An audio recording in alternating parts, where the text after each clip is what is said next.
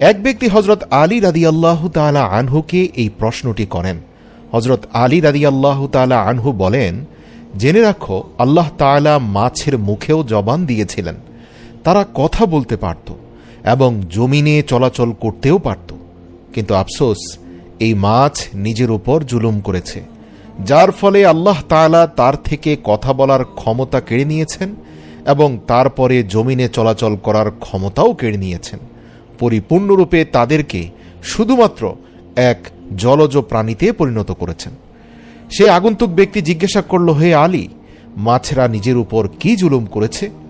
হযরত আলী রাদিয়াল্লাহু তাআলা আনহু উত্তর দিলেন, যখন আল্লাহ তাআলা হযরত আদম আলাইহিস সালামকে সৃষ্টি করার পর সমস্ত ফেরেশতাদেরকে নির্দেশ দিলেন যে তোমরা সকলে আদমকে সেজদা করো, সমস্ত ফেরেশতা হযরত আদম আলাইহিস সালামকে সেজদা করল, কিন্তু ইবলিস শয়তান আদম আলাইহিস সালামকে সেজদা করতে অস্বীকৃতি জানালো। ইবলিস আল্লাহ তাআলার হুকুম অমান্য করে বলতে লাগলো, আপনি আমাকে আগুন থেকে তৈরি করেছেন আর আদমকে সামান্য মাটি থেকে, যার ফলে আল্লাহ তাআলা ইবলিস শয়তানকে জান্নাত থেকে বের করে দিলেন। ইবলিস শয়তান জান্নাত থেকে বিতাড়িত হয়ে অভিশপ্ত এবং কুৎসিত রূপে দুনিয়ার জমিনে এসে পড়ল এবং চিৎকার করে জমিনের সমস্ত মাখলুকদেরকে বলতে লাগলো, সাবধান, মানুষ এসে পৃথিবীর বুকে জুলুম অত্যাচার করে বেড়াবে। সেই সময় মাছেরা পানিতে চলাচল করতে পারত এবং জমিনেও চলাচল করতে পারত, তারা উভয়চর প্রাণী ছিল। তখন মাছেরা কথাও বলতে পারত। ইবলিস শয়তান সমস্ত প্রাণীদের মধ্যে সর্বপ্রথম মাছদেরকেই কুমন্ত্রণা দিল।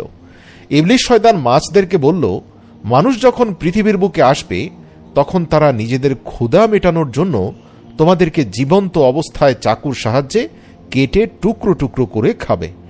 মাছরা যখন এই কথা শুনল তখন তারা সমুদ্রের অন্য সমস্ত প্রাণীদেরকে মানুষের ব্যাপারে এই সমস্ত কথা বলে মানুষের বিরুদ্ধে সবাইকে একত্রিত করতে লাগলো, যার ফলে আল্লাহ তাআলা মাছদের কথা বলার ক্ষমতা কেড়ে নেন এবং মাছেদের জবান হারা হয়ে যায়। পাশাপাশি আল্লাহ তাআলা মাছদের ব্যাপারে এই বিধান জারি করেন যে কোনো মানুষ মাছদেরকে জবেহ করতে হবে না, তাদেরকে জীবিত অথবা মৃত উভয় অবস্থায় কাটা যাবে।